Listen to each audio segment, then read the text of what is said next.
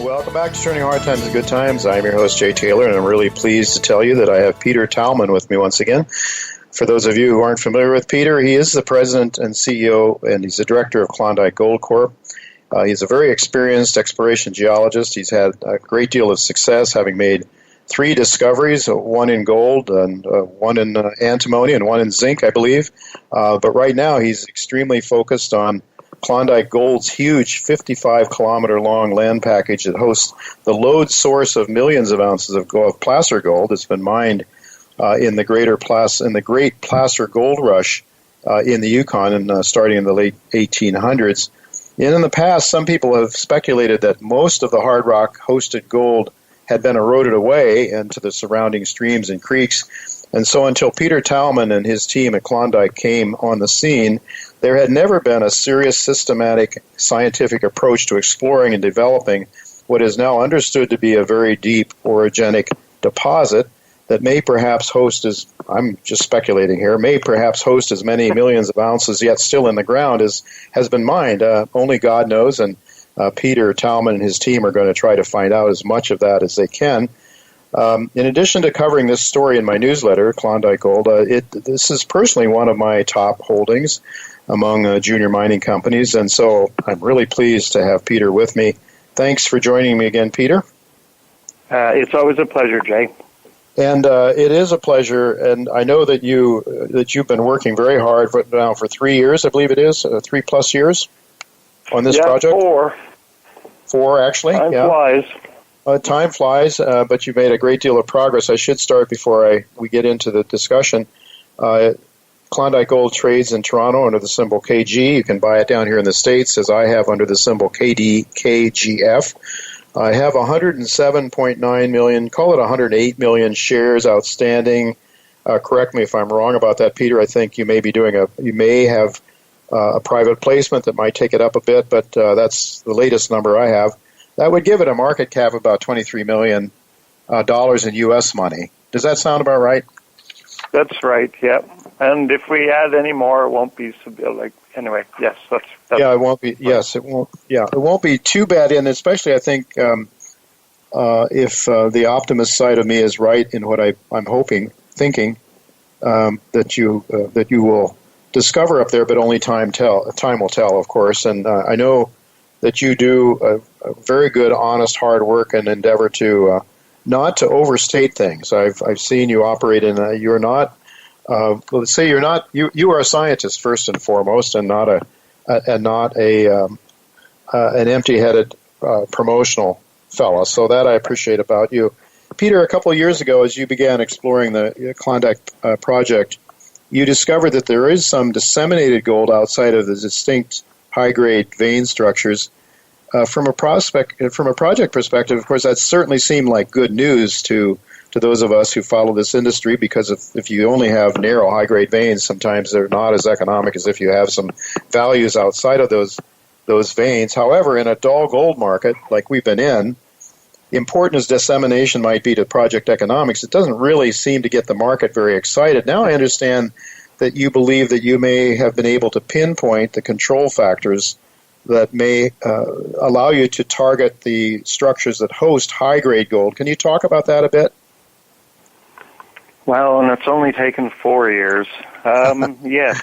I mean, when we first started, again, just to recap, the prevailing theory was all the gold was eroded and there was none left in the bedrock, and the 20 million ounces of gold sitting on the ground that the placer miners were collecting was all that was there.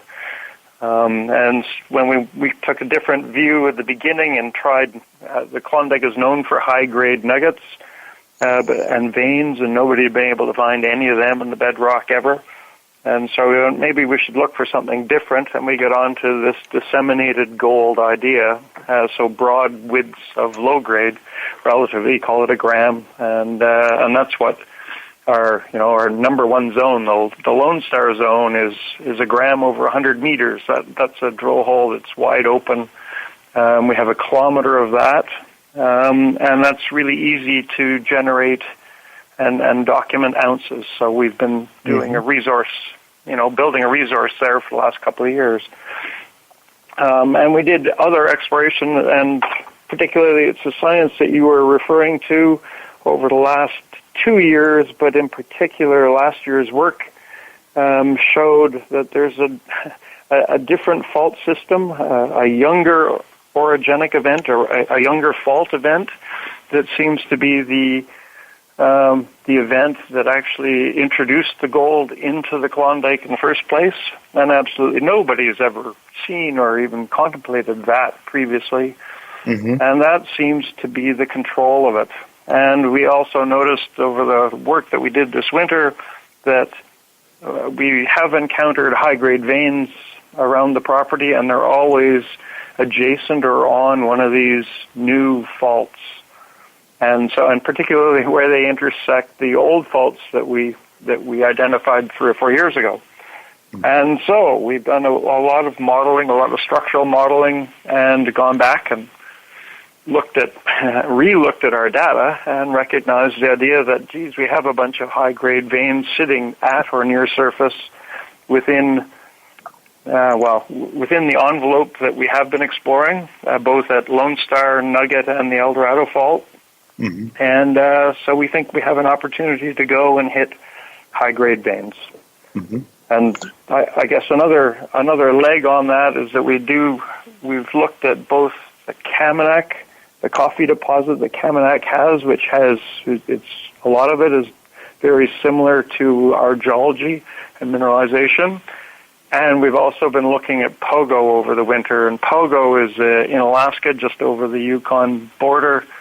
And that's an 8 million ounce mine. It's been operating for the last 15 years or so. And that's developed on a high-grade vein that runs about half an ounce. And, they've mined 3 or 4 million ounces out of that to date, and they have another 3 or 4 million left to go. And the controls to Pogo are exactly what we see in our structural modeling and all the other work that we've compiled. And so we think the high-grade veins are Pogo-like. And so that rationale has led us to go, you know what, we should go drill these now. And another thing, we've had this from you and many other investors who said, hey, look, all that low grade is boring. You just keep hitting it and it's the same. You've been drilling it for a couple of years now. Where's the flashy stuff? Yeah. And so this year, for you investors, we actually think we have a handle on the flashy stuff, and we're going to go try to drill that. Well, that's really exciting. I know you've talked about a $2 million exploration program, so I guess most of it will be focused on, as you call it, the flashy stuff. Will you be doing some more exploration, though, to try to build that resource and come up with a 43-101 sometime, or will that be delayed now that especially if you start hitting a bunch of this flashy stuff? All of the work I do is designed to get us to a resource estimate. And so, the first 6 holes we're going to drill are on Gay Gulch, as an example. Gay Gulch, we drilled 6 holes in the first one. 6 of the first holes I ever drilled in the property. All 6 hit visible gold, and 1 hole hit one of these super high-grade veins. It was 420 grams over half a meter and or 76 grams over 3 meters. So we're going to try to extend that by drilling in a way that would be useful in a resource estimate. And then we're going to go to Nugget, and we have about 40 holes. So the Nugget fault that you're familiar with, where we've identified disseminated gold previously, we also have high-grade hits in that, and we're going to basically infill along the Nugget fault mineralization, but target specifically the high-grade sections of it. So again, it's building a resource, even though it's not in the news headline that we're doing that. Yeah. What we're trying to do is find high-grade near surface, because all these holes, all this mineralization is sitting within 50 meters of surface anyway, and see where it goes from there. So it's 2 objectives, really, and appreciate this, the disseminated and the high grade are part of the same, so the disseminated broad widths, low grade, and then these narrow super high grade intersections are part of the same they're a continuum.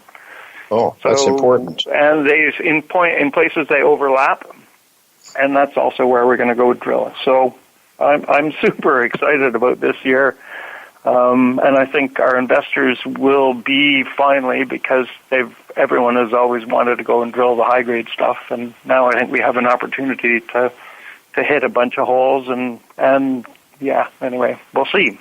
Yeah. Well, now that you've think that you've narrowed down the control features. So yeah, I mean, some of these high grade numbers are just mind boggling, really, and this is really what you need in this kind of a dull market to get people excited about the stock. But you referred to a 419, almost 420 grams per ton over a half a meter. I'm looking at another one, 336 over about a quarter of a meter. I mean, they're not very wide, but they're really juicy. So if you could include some disseminated gold in and around those veins, that could be really exciting. So that's your focus primarily. When will you start drilling, Peter, and how soon might investors start to see some of these drill results come into the public domain? Well, I was originally scheduled to come on next week, as you know, and I figured with you, and I figured by then we would be drilling. Anyway, we've just started. So the timeline is, and we have 2 drills on the property. The first one has just started, and really the May 24th Canadian holiday long weekend interfered with the drillers. They didn't want to come to work and waste a perfectly good long weekend. So the first crew is on now. Second crew will arrive next week. Both drills will be turning, and we should have assays by late July, but it might be earlier. We'll see how the labs are. And substantively, all of our assays from the first 60 holes we should have them by the end of August. And all of those, basically at least 80% of the 60 holes that we have planned are targeting directly high-grade veins within the low-grade system. Wonderful.